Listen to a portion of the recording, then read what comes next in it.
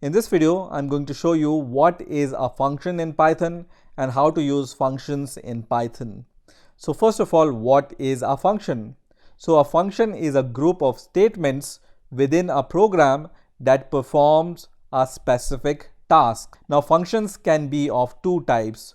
One is built-in function and other is user-defined function.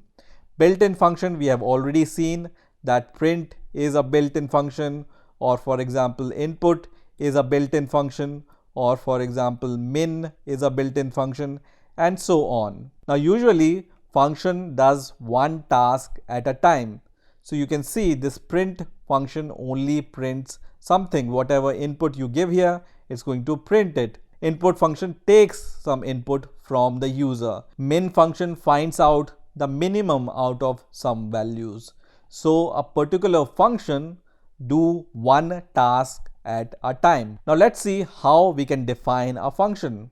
So to define a function, you use a keyword def and then you give the name of the function. So name of function, and after the name of the function you give these parentheses and you provide number of arguments or parameters. So for example arg1, arg2, arg3, and so on. So you can give any number of arguments to your function. Now after this ending parenthesis you give this colon, and then under this function signature you write some statements which you want to execute when this function is called. So for example, if you want to print something, you can print something, or if you want to calculate something, for example the product of 2 or 3 variables or a sum of 2 or 3 variables, you can do under this function declaration. So let's take an example of function and let's see how we can define a real life function.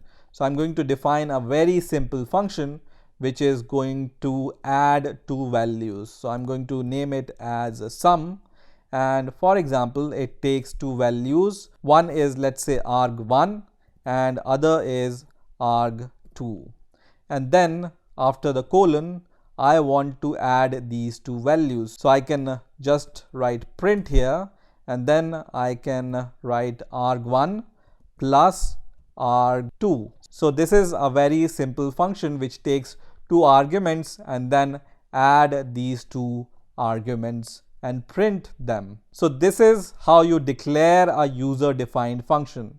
Now after declaring a function, you need to also call this function.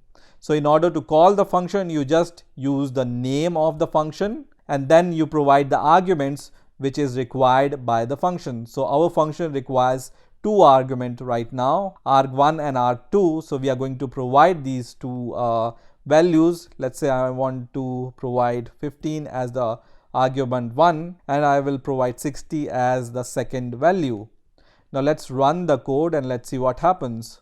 So when we run the code, you can see our function prints 75, which is the sum of these two values which we have provided as an argument to this function. Now also, if you remember, this plus operator you can also use to concatenate two strings.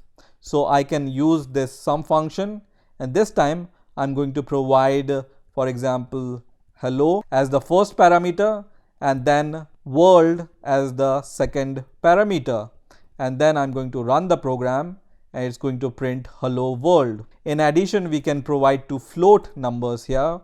For example, I will provide 15.647 and the second argument I'm going to provide is 80.258, and this is also allowed. So I'm going to just run this code and it gives us the sum of these two values. So this function sum is doing one single task, which is to add two values, whether it's a string or it's a number or it's a float value. Now you may also observe that when I provide, for example, as a first argument I will provide a string and as a second argument I will provide a number here.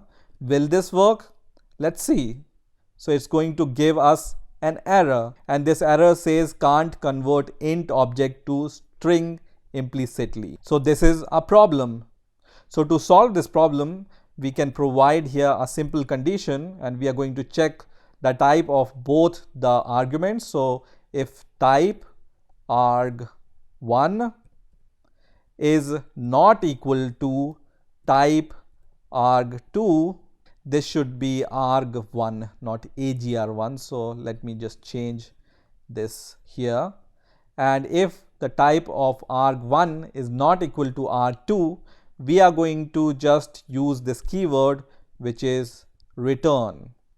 So this return keyword is used to return something. So you can return, for example, 0 here or any string here. And when you write this return function without any value here, it's going to return nothing. But as soon as this return keyword is called, nothing after that will be executed. So even though you are returning nothing from here, then also this statement will not be executed. So whenever return is executed, after that all the statements which are under the return will not be executed.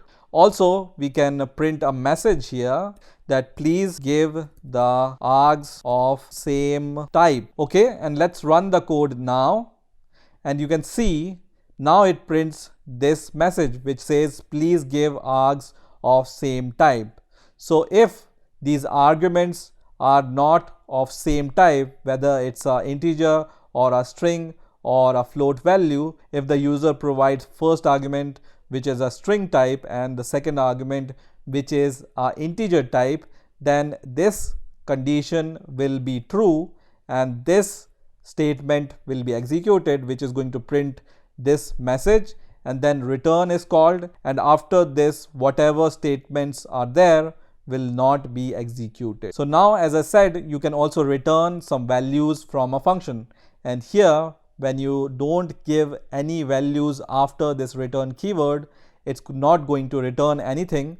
But let's return the addition of two arguments using a return keyword. So I'm going to use this return keyword here, which is going to return the addition of these two values using this sum function. So now what will happen is, let's run the code once again, and you can see this sum is executed, this sum is executed, this sum is executed, but the result is not printed. So in order to get the result out of this function when it returns something, we need to save this return value in a variable. So let's save this value into a variable, and then you can use this variable to print the value of the sum. So I can do something like this. Also, you can directly enclose this sum function inside a print function, and then also it's going to print the sum of these two strings. So either you can assign the result of this sum function, which is returning the result, into a variable, or you can use directly this print function to get the result and print it. So I'm going to use print with other two functions also. So first print and the second print here, and let's run the code once again, and now you can see what happens. So first of all, it prints 75, which is the addition of these two numbers, which is returned by this sum function into a variable a, and we are printing the sum using this print function.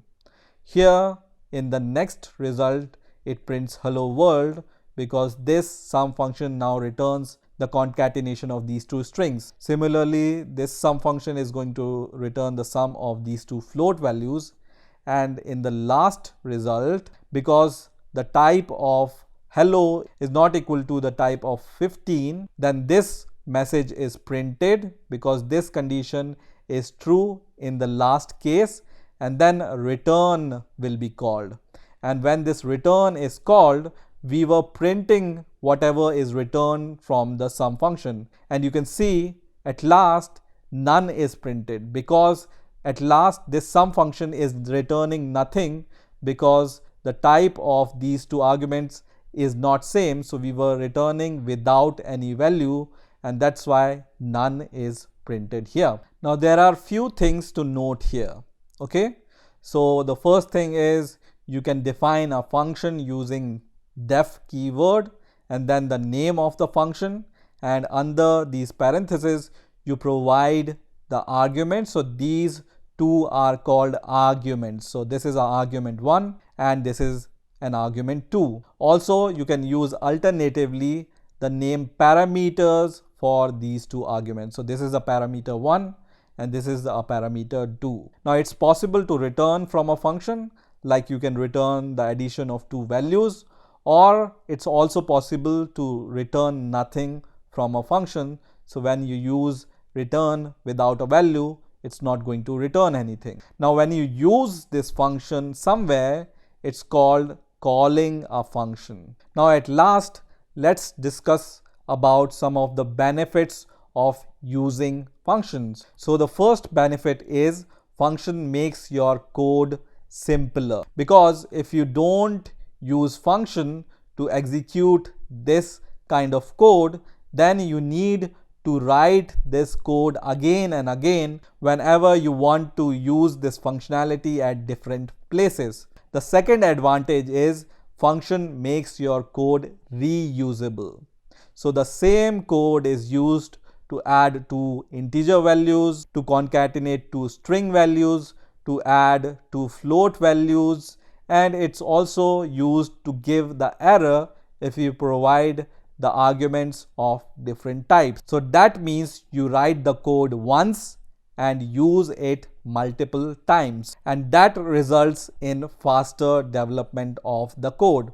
So if you use a function, you can develop your code much faster than if you don't use a function. And the last but not the least advantage is when you declare functions, you can test and debug your code in a better way. So this is how you can declare and use functions in Python. We will discuss some more properties which are related to functions in Python. So let's get started. So to start with, I have a function called student which takes two arguments. One is name and other is age. And inside the function, we just simply print the value of name and age using the print function. And when we call this function with the name and age, it's going to print this kind of output. Now Python allows us to set the default value of the arguments. So after this name, you can put equals to symbol and then put the default value, whatever you want to set for the name. For example, if somebody doesn't provide any name, then you can just say unknown name. Similarly, we can set the default age here. Let's say default age is 0. If somebody doesn't provide any age with the student function, then the default value will be 0. Now instead of using this student function like this, let's say I don't provide any argument to this student function, and let's run the code. And you can see if I don't provide any argument to this student function, the default values are taken. So the default values are used when you want to make sure that every argument in your function should have some value. Now let's say I just provide a name here and don't provide the age, and let's run the program.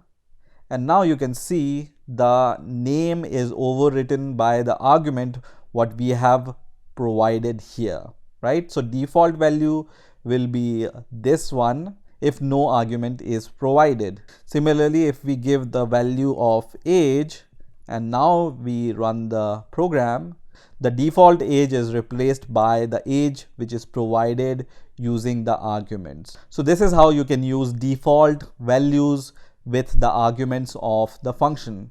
So let me just remove these default values, and I'm going to give you the next example, which is variable length arguments. So let's say with the name and age, I want to provide the list of scores which this student has scored for different subjects. So as a third argument, I'm going to provide an argument called marks, and somehow I want to provide a list of marks which is scored by this student, and let me print the value of marks using this print function also. Now in Python you can use asterisk in front of your argument, and this means that you can provide multiple arguments when you use this kind of notation. So let's just provide, for example, we already provided the name and age here, and let's provide different marks scored by this student. So I can provide 95 for first subject, then 70 for second subject, then 80 for next subject, then 50 for next subject.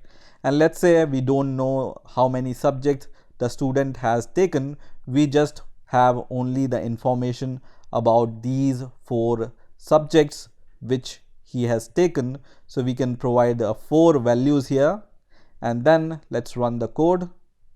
And now you can see name is Tom, age is 22, and the value of marks is shown as a tuple. Okay, so whenever you provide this asterisk in front of an argument, you can provide the values for that argument using normal arguments as you provide for normal argument. So first 2 variables are associated with name and age, and all the other variables which you provide here will be assigned to this marks variable because it has this asterisk in front of it. So now you can also use a for loop in order to iterate over tuple. So x in marks, for example, and then you can print every value, or you can access every value inside this tuple. And let me comment this print function, and let's run the code once again, and you can see for loop has printed all these marks which are there inside the list. Now if you want to use this type of variable length argument, then I will suggest you to use this argument as the last argument of your function, so that it will be clearer to the reader of the function that whatever you provide at the end will be the part of this last argument. Now you may ask that we have provided these marks for this student, but for which subject these marks are given to the student? Now in Python you can also use double asterisk in front of your function argument, and this means that now you can provide the key value pairs as a marks arguments. So instead of using 95, I can also say that 95 is scored in English, let's say, and then 70 is scored in math, and then let's say 80 is scored in physics, and the 50 marks is scored in biology. So now when you use these double asterisks in front of your function argument, you can provide these kind of key value pairs which are separated by this equal to symbol. And how you can access these values, so let's run the code and let's see what happens. And now you can see only keys are printed and not the values of these subjects are printed. So let's first uncomment this print function and let's see what type of value we are getting. So whenever you use these double asterisks, the values are given to you in the form of a dictionary. Okay, so if you use single asterisk, the values are given to you in the form of tuple. But whenever you use these double asterisks and whenever you try to access this variable, then this variable will be of type dictionary. And you already know how to print the values of dictionary. So you can just write marks.items here, and then here you can just write key comma value, and then you can print the value of key and value. So I'm going to just print key first of all, and then I'm going to just give a space here, and then I'm going to print the value, right? And now when we run the code, it will give me first of all the key, for example English, math, physics or biology, and the value which is 95, 70, 80 or 50. So how to use Lambda functions in Python? In addition, I'm going to show you how to use Lambda functions with functions like map, reduce, and filter. So let's get started.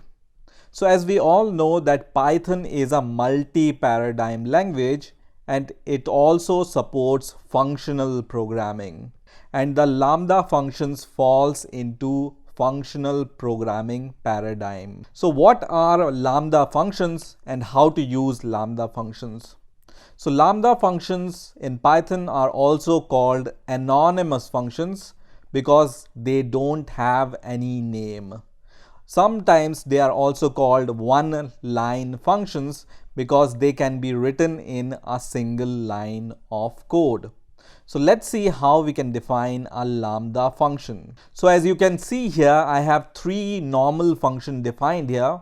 One is the double functions, which doubles whatever arguments you provide here. Second is a simple addition function, and third function is the function which takes three arguments and provide the product of the three arguments which are provided. So let's see how we can convert these three functions into the Lambda functions. So the first function which we have is the double function. So I'm going to once again write double as a variable, and then I can use a special keyword called lambda to create a Lambda function. So as you can see here, this double takes one argument which is x. So to provide an argument in the Lambda function, you just write the name of the argument, and then after the colon you write the body of the function. So in our case, this double function have this body which is return x multiplied by 2. So in Lambda function, if you want to return some value, you don't need to use this return keyword. You can directly write x multiplied by 2 here. So this Lambda function is equivalent to this double function, which is a normal function. So this double function takes one argument which is x, which we are providing here, and it returns the multiplication of x by 2, which we are writing after the colon. Now let's write the add function using Lambda function. So I'm going to once again declare a variable called add and once again use Lambda, and this time this add takes two arguments. So I can provide multiple arguments in Lambda functions by comma as you do with the normal functions. So I will provide two arguments, and then after the colon you just write whatever you want to return. So we want to return x plus y, so we can simply write x plus y here, and that's it. So in a single line we can define the Lambda function. Now the third function we want to provide here is the product function. So I will declare a variable product, and this time I just need to provide three arguments using the comma separator, and after the colon I just provide the multiplication of these three values, which is x multiplied by y multiplied by z. So all these three normal functions is equivalent to these Lambda functions. So I'm going to just comment these three functions out by pressing Ctrl and /. And now let's see how to use these Lambda functions. So you create a Lambda function and then assign the result into some variable, and then you use these variable as you use the normal functions. So I'm going to just use print to call the double variable, and then using the parenthesis I just provide the argument which this Lambda function takes. So this Lambda function takes one argument which is x, so I can provide the value of x here. So let's say I want to provide 10 as the value of x. Same I will do with the add function and the product function. So add function takes two argument and the product function takes three argument. So I can simply write these functions like this, like a normal function, and then I can just run my script, and you will see it's going to give us the same result as the normal function gives us. So the first is the double of 10, second is the addition of these two numbers, and third is the product of these three numbers. Now you might ask a question that these functions which we have defined normally, we can also define these functions in a single line because there is not much logic inside these functions. So we can declare these functions like this, and they are also the single line functions. So why do we use lambda functions? So the lambda functions are generally used with the functions which takes function as an argument or returns function as the result. So in functional programming, functions are the first class citizens.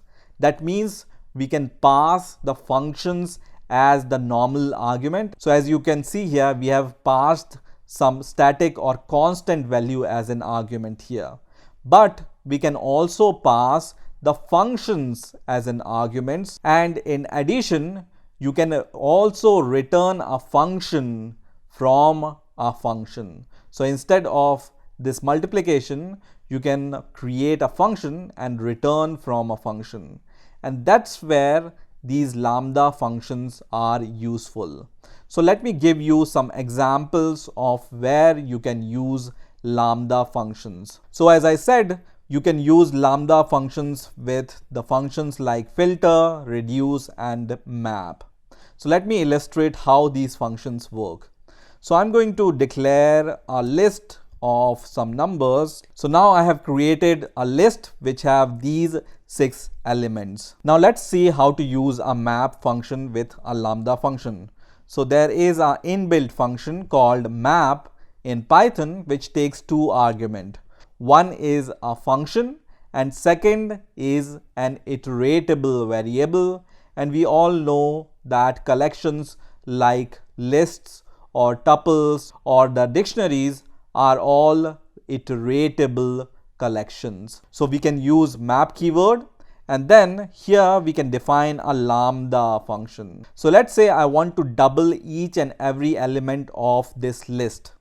So I can define a function which takes one argument x, and then we are going to return the double of this value. So this is the function which we have passed to this map function, because the first argument which map expects is the function. The second is the iteratable collection, so we are going to pass this list as the second value. Let me define, let's say, my list here so it will be more clearer. So I'm going to just pass this my list as the second variable. So what this map function is going to do is it's going to apply this lambda function to each and every element of this list, which is basically going to double the value of each and every element of the list. Now let's assign the result of this map function into a variable. So I'm going to assign the result into some variable, and then I'm going to print the result first of all. So this variable contains the map function. So let's see first of all what is the result, and then I'm going to show you how to get the result which we are expecting. So you can see here, whenever you want to print the value of map, it's going to just give you this kind of result. So how we can get the list out of this map value? In order to get the list out of this map value, you need to cast this value into a list. And how to convert this value into a list? You use a list function and then pass the result of the map function as an argument of this list function. Let's run the program once again, and you will see now that the result is a list, and in the result every element of the list is doubled. So basically what this map function has done is it has applied this function to each and every value of the list, and this function just doubles each and every value of the list. Now you might say that this is a very simple function which we are applying to the list. So let's make things little bit complex, and let's say now I have two lists.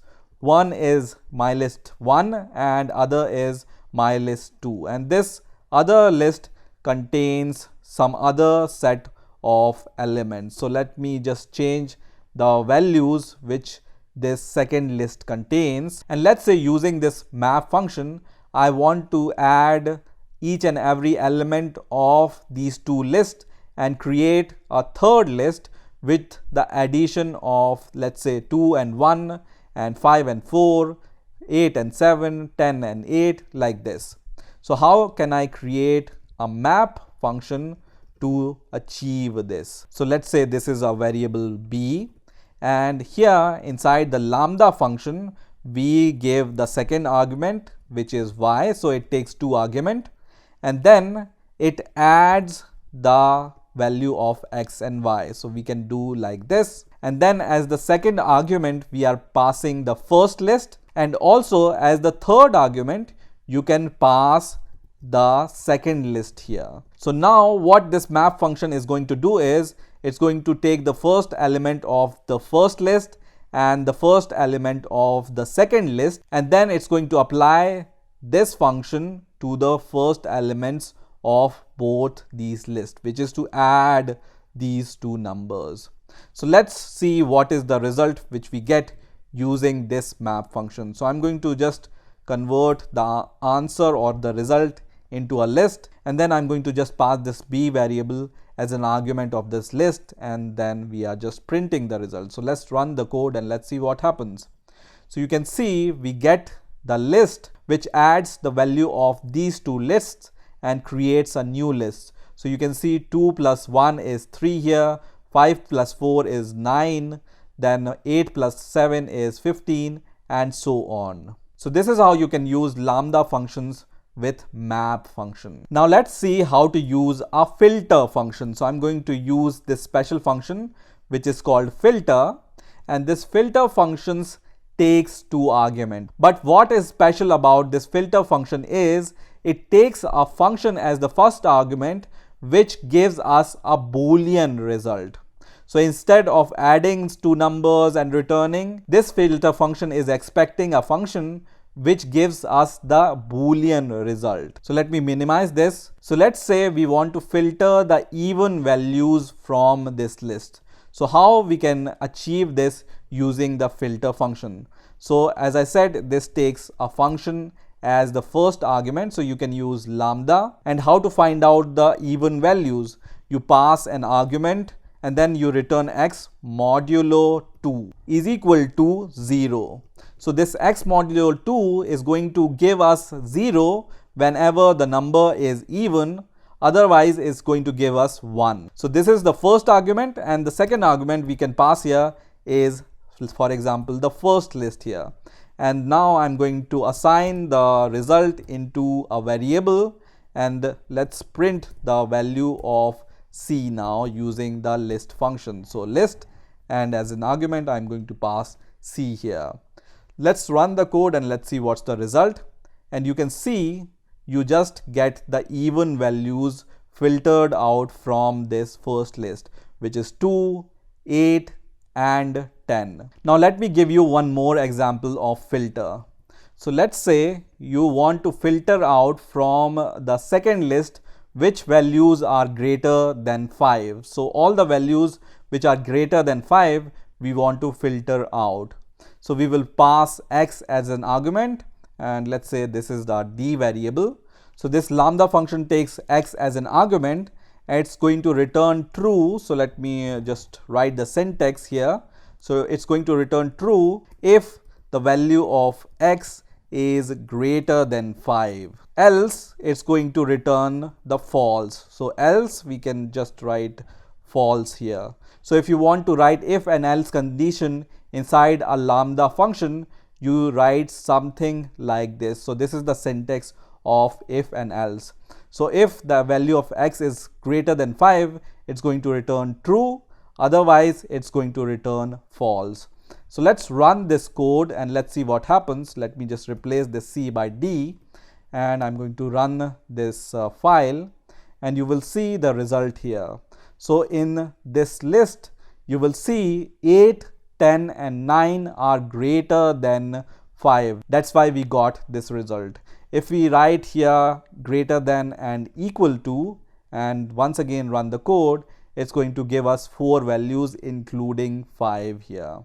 So this is how you can use filter function with the Lambda functions. Now let's see how we can use one more function which is called the reduce function. So in order to use the reduce function, we need to import a special module which is functool. So let's import this module, and this module is called functools. So we are going to write from functool import reduce. So what we are basically saying is we need a reduce function from this functool module. And now you can use a reduce function. So I'm going to declare a variable e, and then I can use this reduce function, which also takes 2 arguments. One is the function and other is the iteratable collection. So let's define a function first of all, which is the Lambda function. And this Lambda function is going to take, let's say, 2 values, x and y.